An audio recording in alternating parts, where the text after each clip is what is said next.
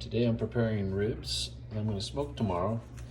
I'm doing St. Louis style spare ribs, which are just regular pork spare ribs. They've just been trimmed, and Randy's very interested. They've just been trimmed to be nice and even, which makes them a lot nicer looking. If you see a regular full rack of spare ribs, it's kind of a messy looking thing.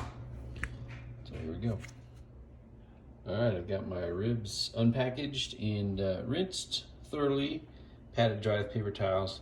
My next step is I cut the racks in half. I do that so that they're easier to handle on the smoker. Just a little bit easier to move them around when they're like that. You'll notice the membrane is still on the back. A lot of people like to take off that membrane. I don't.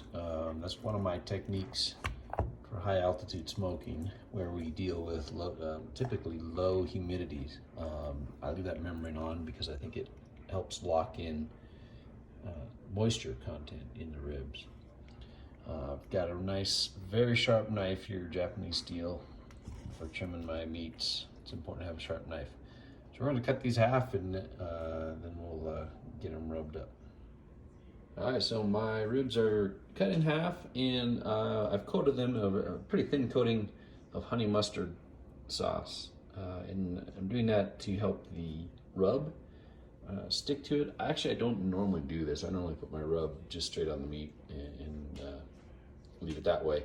But this is one thing you can do. A lot of people do this. Some people just use yellow mustard, but I'm going with Sweet Baby Ray's honey mustard sauce here, and then I'm gonna apply my rub, which is my own mixture there. There's my St. Louis spare ribs, all rubbed. This is my own rub recipe, what I use typically on pork, whether that be ribs or shoulder or butt roasts. And in this one, I've changed up my sweet element. I usually would use brown sugar. I'm substituting granulated honey in this case, just to try something different.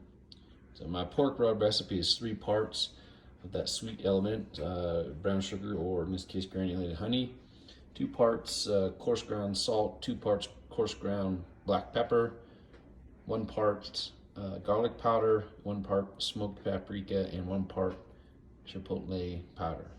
So you can tell there's going to be a little bit of a sweet and heat element to it. So these are ready. They're going to sit in the fridge overnight, and they will go on the pit in the morning.